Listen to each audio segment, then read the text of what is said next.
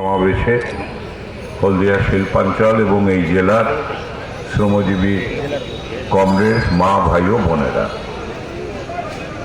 নিঃসন্দেহে এই জমায়েত যথেষ্ট উৎসাহ জাগায় সম্মেলনের প্রাক্কালে।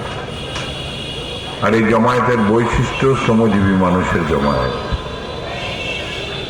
যারা এই অঞ্চলে শিল্পাঞ্চলে সংগঠিত অসংগঠিত শিল্পে তাদের শ্রমদানের মধ্যে দিয়ে এ রাজ্যের অর্থনীতিকে কিছুটা হলেও ধরে রেখেছে। বাকিরা তো ফ্রিতে বসে খাচ্ছে। শ্রমজীবী মানুষ, কৃষক সমাজ, কমরেড সুভাষ বলে গেলেন, যারা উৎপাদক বর্গ আমাদের সমাজে, তারাই সমাজটাকে ধরে রাখে। আর তারা আজ চরম দুর্দশার মুখে। আমাদের সভানেত্রী কমরেড হেমলতা খুব সরল ভাষায় বিভিন্ন বিষয়গুলো উত্থাপন করে গেছেন। আমি তার পুনরাবৃত্তিতে যাব না আপনাদের সামনে। সওয়াল হচ্ছে যে আমরা আগে কি করব। এই মুহূর্তে আমাদের সামনে চ্যালেঞ্জটা কি? একটা ভয়ঙ্কর অবস্থার মধ্যে আছি আমরা। চোরে আর ডাকাতে মিলে রাজ্য আর দেশটা চালাচ্ছে। কেন্দ্রে তো পুরো দেশটাকে বিক্রি করে দেওয়ার সমস্ত ব্যবস্থাপনা প্রত্যেক দিন বিভিন্ন আইন প্রণয়নের মধ্য দিয়ে, বিভিন্ন অর্থনৈতিক অবস্থা গ্রহণের মধ্য দিয়ে তারা আমাদের দেশের শিল্প ভিত্তি এবং নতুন রোজগার তৈরি হওয়া তার জমিটাও কেড়ে নিচ্ছে, শেষ করে দিচ্ছে। পরিণতি হচ্ছে যে মুষ্টিমেয় 5টা 7টা 10টা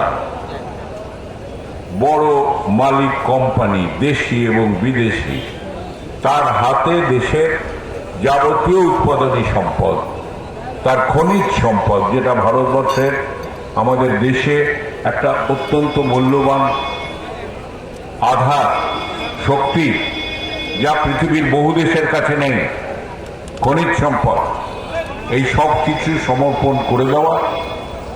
এমনকি হলদিয়া, যেটা পেট্রোলিয়াম রিফাইনারির জায়গা,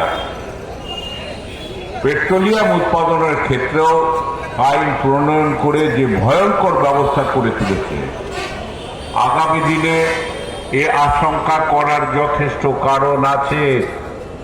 এই মুহূর্তে হলদিয়ার অয়েল রিফাইনারি যেভাবে কাজ করছে, সম্পূর্ণ উৎপাদন ক্ষমতাকে ব্যবহার করে, আগামী দিনে তার ক্ষেত্রেও বিপদ এসে যাওয়াটা বিচিত্র নয়। সংগঠিত ট্রেড ইউনিয়ন আন্দোলনের সামনে এই ভয়ঙ্কর ডাকাতির বিষয়গুলো মানুষের সামনে নিয়ে আসা অত্যন্ত জরুরি দায়িত্ব।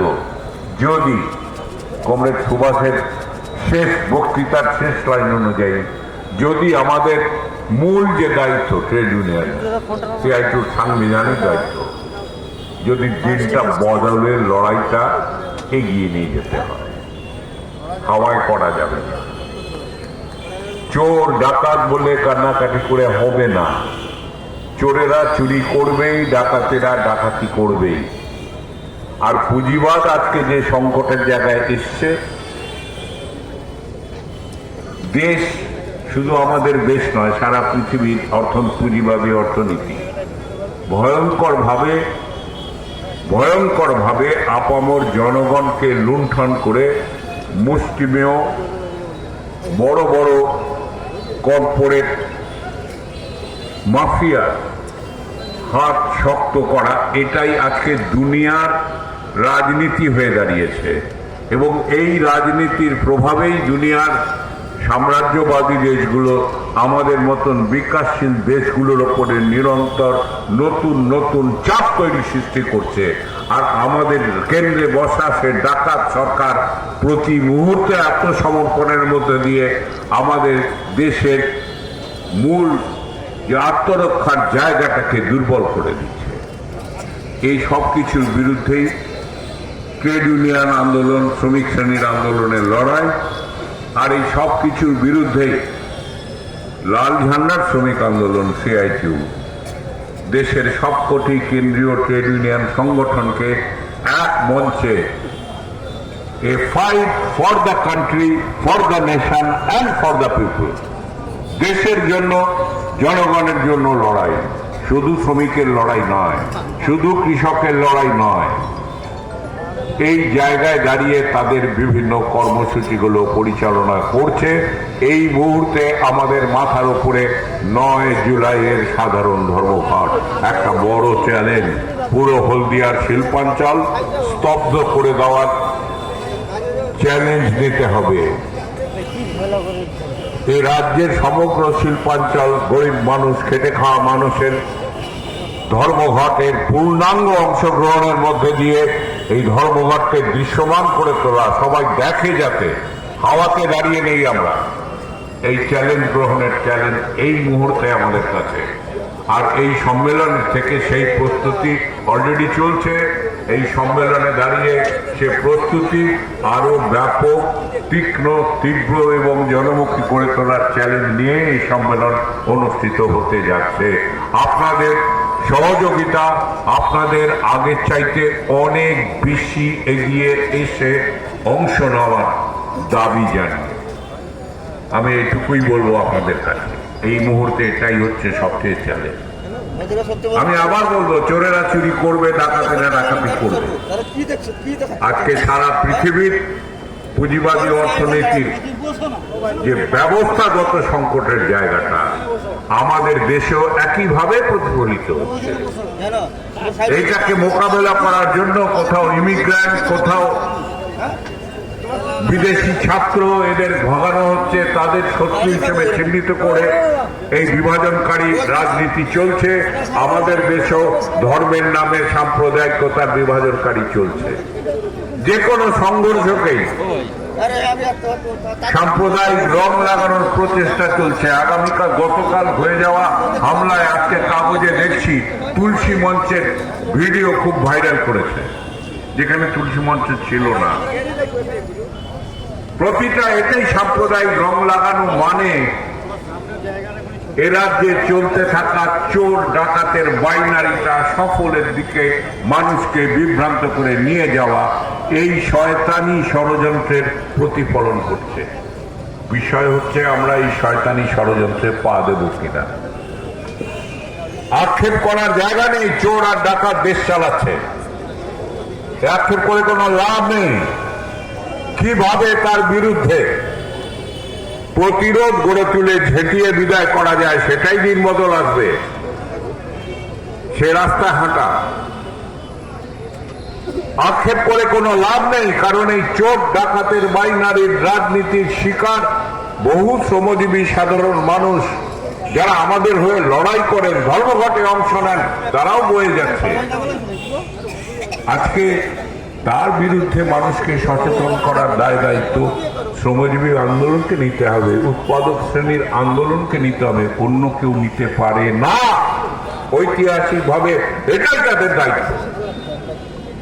এই মনোভাব থেকে, এই দৃষ্টিকোণ থেকে, এই উপলব্ধি অনুভূতির তীব্রতা থেকে দাঁড়িয়ে এই চ্যালেঞ্জ আমাদের নিতে হবে। এই চোর ডাকাতের নোংরা বিষাক্ত রাজনীতির বাইনারি থেকে দেশের মানুষকে উদ্ধার করতে হবে। শুধু এ রাজ্য নয়, এ রাজ্য তার একটা অংশ। আমরা শুধু এটাই স্মরণ করতে পারি।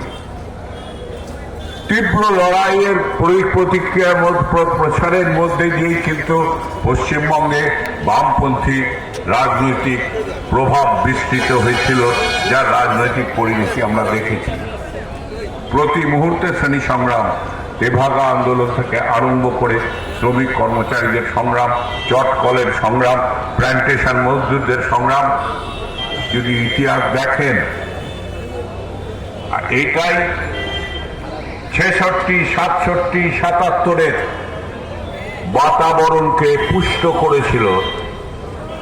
লাল ঝান্ডা এগিয়ে গিয়েছিল একটা বিকল্প পথ দেখাতে। এখন ঝটকা লেগেছে বিভিন্ন কারণে, তার কতগুলো বাস্তব কারণও আছে।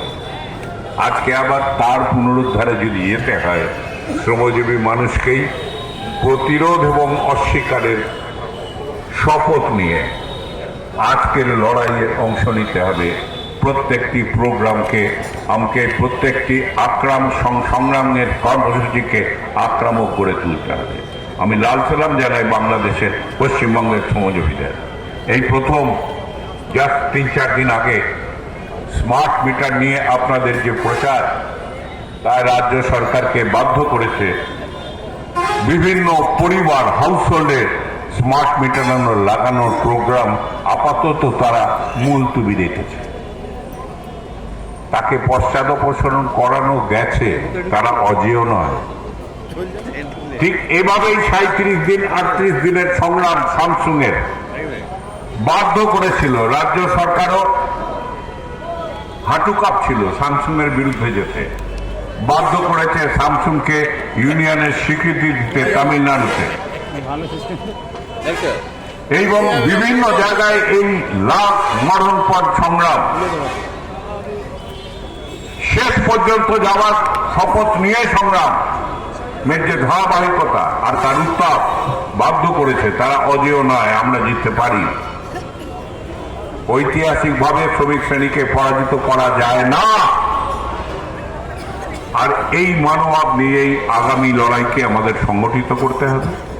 এই মুহূর্তে 9 জুলাই আমাদের চোখের সামনে সমস্ত অধিকার কেড়ে নিয়ে কৃতদাসত্বের শর্তে শ্রমজীবী মানুষকে বেঁধে দেওয়া, এটাই ষড়যন্ত্র। লেবার কোডের ছাত্রছাত্রীরা লিখিত, ডিটেলে যাওয়ার দরকার নেই, কিন্তু একটা বিষয়ে মাথায় রাখুন, তার সঙ্গে তার পরিফেরিতে একটা নতুন ইকোসিস্টেম বাতাবরণ তৈরি করার চেষ্টা হচ্ছে। মানুষ কালেকটিভলি প্রতিবাদ করতে পারবে না, না করতে গেলেই তাকে ভারতীয় ন্যায় সংহিতার 111 ধারায় ক্রিমিনাল অফেন্স বলে জেলে ভরা যাবে। আর একই সঙ্গে আইন হচ্ছে, মালিকেরা যদি কোনো আইন ভঙ্গ করে, বনাঞ্চল আইন, প্ল্যান্টেশন আইন, tea garden act, minimum wedge payment না করা, পুরনো আইনে ছিল মালিকদের জেলের ব্যবস্থা, সেই জেলের ব্যবস্থাটাকে তুলে দিয়ে সেটাকে অপরাধীকরণ থেকে বাদ দিচ্ছে। আর সাধারণ মানুষের প্রতিবাদ প্রতিরোধ জানানোর যে সামগ্রিক গণতান্ত্রিক অধিকার, তাকে ক্রিমিনাল অফেন্সের দরজা দিয়ে একটা ভয়ঙ্কর বাতাবরণ তৈরি করার চেষ্টা করছে।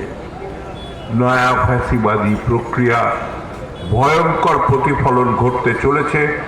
9 জুলাইয়ের ধর্মঘটের যে বিষয়, এই নয়া পর্যায়ের যে আক্রমক ফ্যাসিবাদী আক্রমণ, তার বিরুদ্ধে প্রতিরোধের ধারাবাহিকতা গড়ে তোলার লড়াই একটা লড়াইয়ে শেষ হয়ে যাবে না। ফ্যাক্টরি লেভেলে এটার প্রয়োগে গেলে অস্বীকার করতে হবে 12 ঘন্টা কাজ করব না,